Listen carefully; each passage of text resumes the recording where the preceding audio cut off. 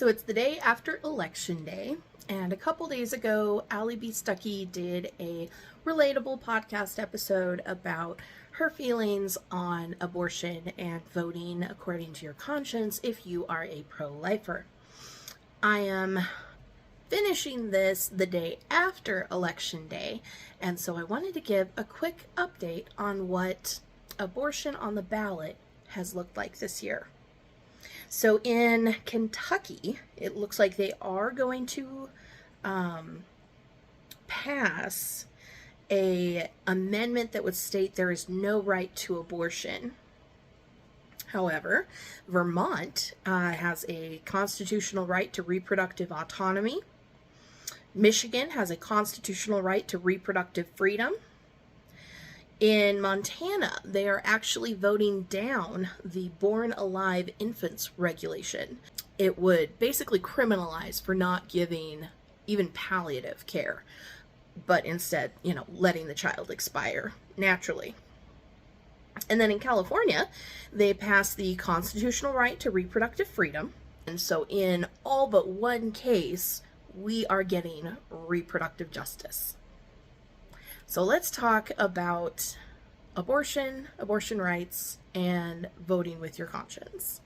Law banning abortion at 15 weeks that then finally made its way to the Supreme Court, and then we had the overturning of Roe v. Wade, the Dobbs decision that, again, allowed states to pass laws that recognize this basic and primary human right to simply not be murdered as an innocent person. Okay, so she believes that unborn should not have to worry about being slaughtered, but she does nothing to address school shootings, violence against LGBTs, the way that trans kids, gay kids are given and fed this Christian ideology that there is something wrong with them for wanting to live authentically. So we can't support those people feeling safe, just the unborn. Praise God for that. And I know there was so much misinformation that came out after it. It was vitriolic. There were attacks on pregnancy centers. There were threats of violence, threats of terrorism. As far as I know, no arrests have been made for that terrorism against the pro-life, against these pro-life pregnancy centers. And yet, I know that that was a scary and intense time. In a lot of ways, it still is. A lot of people are still believing the propaganda that the laws on the books are preventing miscarriage care or preventing the care of ectopic pregnancies or preventing women's lives from being saved. But as we have gone through many times, and we'll link these past episodes, that is not true of any legislation on the books right now. So in a way, she's kind of right. There are exceptions built into most of the anti-abortion bills that will make exceptions for the life of the mother and for ectopic pregnancy and for miscarriage care.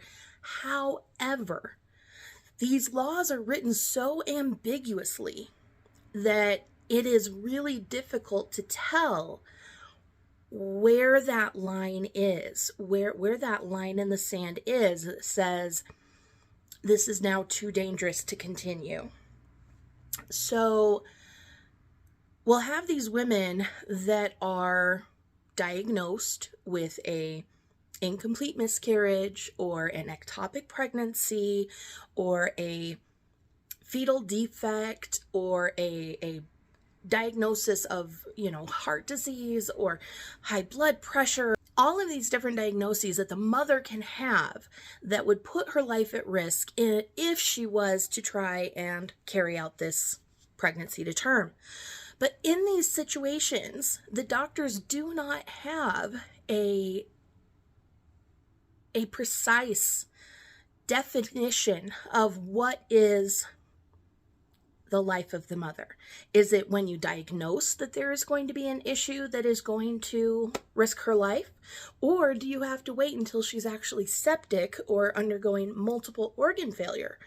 There is no guideline on that. And so that is why these doctors and pharmacists are denying mifepristone and other medications that are used to treat these conditions that can also cause an abortion. They delay care, which inevitably causes more health issues for the woman.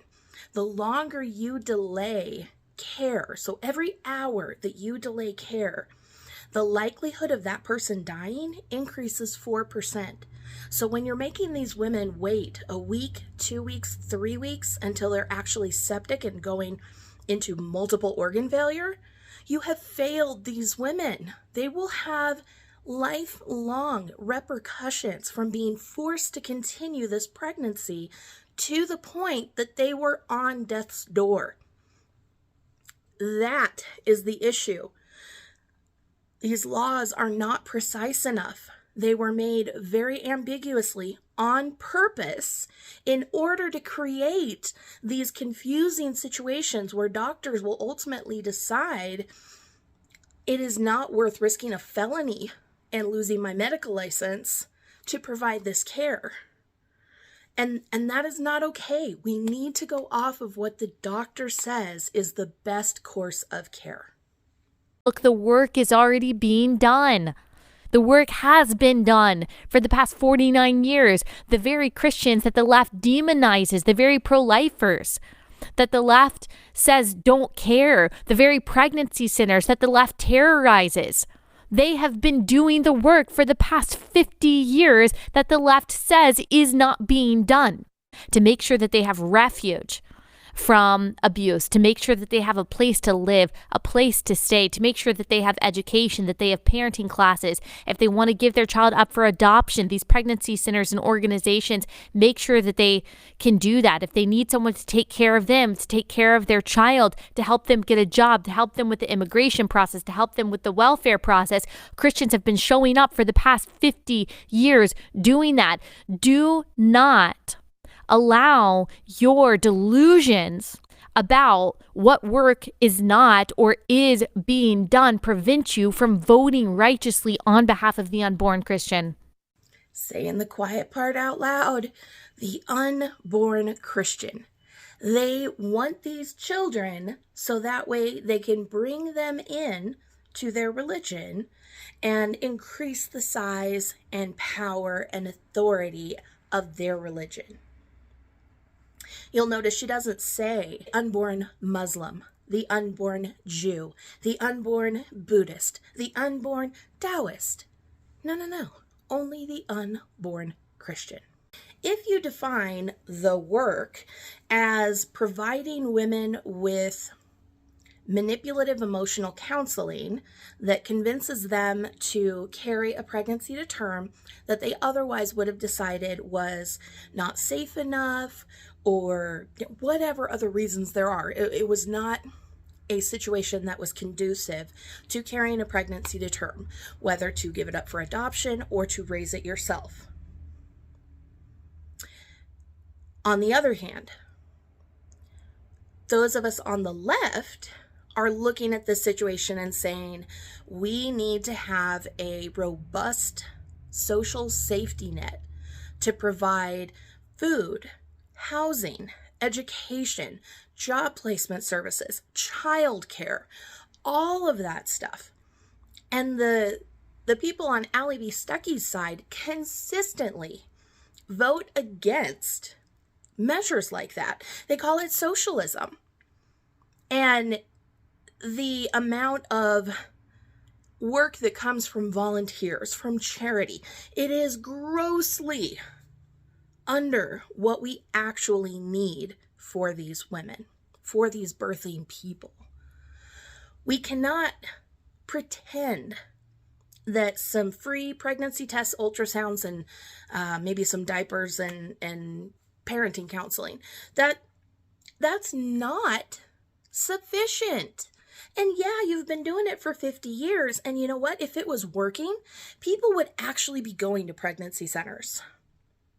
People would actually be relying on you. People would be talking about how awesome you are and how much you help them. But they're not. So clearly, you are not doing the work that is actually needed. You are doing the work that you think is all that is needed, because according to you, all we need to think and all we need to actually do is carry that pregnancy to term. The rest of it is entirely up to us. Once that baby is born, no WIC, no food stamps, no TANF, no housing assistance, no Section 8, no tax cuts, no pandemic payments, none of that. They don't want any of that, but that is the very stuff that is actually needed. There is just this fundamental misunderstanding of what is realistically necessary in order to give birthing people more of a choice as to whether or not they want to continue a pregnancy. Give them more of a choice than between destitution and being railed as a murderer. We have to come to some better understanding of a middle way. There is no good and no truth and no beauty outside of him. If we believe that his ways are better, we believe that they're better for ourselves, that they're better for our neighbors, they're better for our nation. And since God is love, I will never outlove him. I will never outlove God by disagreeing with him. And that God made us in his image, male and female, he created us. That right there tells us what we need to know about human value, what we know about the gender binary, and the structure of marriage and the family. To vote against these things is to vote for disorder, because God is the creator of order. Now, no one is saying that you can't vote your conscience. Everybody votes their conscience. That is understandable. However, we need to make a distinction between laws that are exclusive and laws that are inclusive. So when you have an exclusive law, that is a law that limits anyone who has a different viewpoint, a different religious persuasion, a different political persuasion to live the life that they feel is directed by their conscience. So when you have laws that allow for abortion, then those who, according to their conscience, feel they are wrong cannot get one. But those who have a different conscience are still able to live by their conscience and say, yes, I got an abortion because it is a better thing for me, the other children I already have, or because of my disability, whatever their situation is, they can say, I am going to live by my conscience, and that is allowed by law.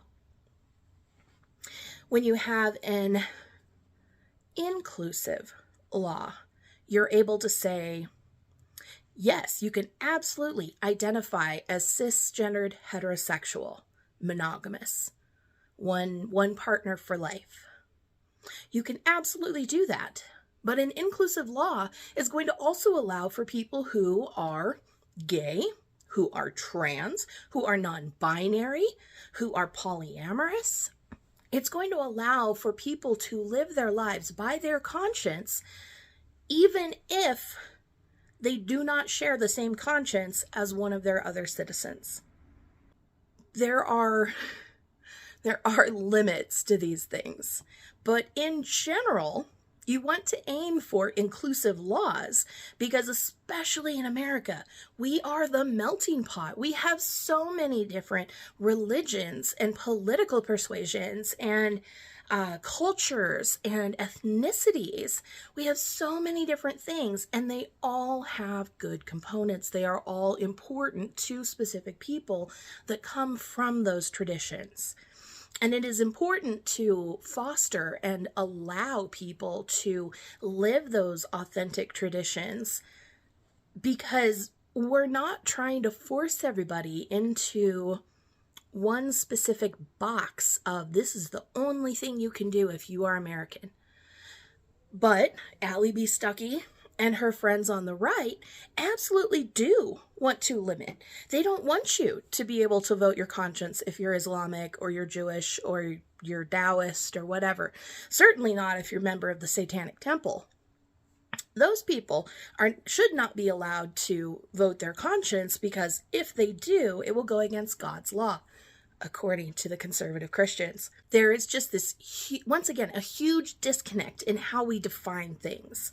They are saying that they want to vote their conscience and that they're not a theocracy, but if you had a movement of Muslims that wanted to dictate laws across the country at all levels in order to institute Sharia law, I mean, they have lost their minds over completely innocuous, unproblematic things that they say are Sharia law. And yet they do not see the hypocrisy of trying to insist on Christian laws. It is incredibly frustrating to come from that world and know just how deep it goes, and that there really is no reaching out to those people. There is none, because they literally see it as black and white, as I have to further Christ's kingdom, or I'm reprobate, I'm apostate, I'm going against God. And when you are up against God, that is so different from being up against someone who disagrees with you on tax structure, or someone who disagrees with you on student loan forgiveness, or the regulation of interest rates on student loans. They're bringing a moral judgment into the situation. Ooh, that's Christian nationalism. That's so scary. And you understand, secular progressives don't, and they're never asked to. They bring their worldview to the voting booth. They use it to shape curriculum. They use it to write laws. But for some reason, when Christians bring our faith to the voting booth or try to infuse God's truth into every sphere we occupy, we're fascists, we're totalitarians in some way, we're Christian nationalists. All of those things, all of those accusations are manipulation tactics. So it's a manipulation tactic to say that we do not want one specific religion dictating the morals and laws for our country, which contains a melting pot of multiple religious and philosophical perspectives. But she doesn't consider the intense counseling that happens at crisis pregnancy centers in order to guilt and shame women into carrying a pregnancy to term. Once again, she is either completely ignorant, or I almost feel like intentionally ignorant about the hypocrisy there. But this is Allie B. Stuckey, so we really shouldn't expect any less. You're not forcing people to believe in Christ. You're not forcing people to go to church with you. You're not forcing people to say Jesus is Lord. This is not a theocracy. This is voting in accordance with what we know God's way is, and understanding and believing that God's way and that God's order is better. And by the way, that's what everyone else is doing too, according to what they believe is right and what their worldview is. So let's remember our definitions. Theocracy is when a religion, a single religion, is in control of the laws and the morals and the social conventions of a country.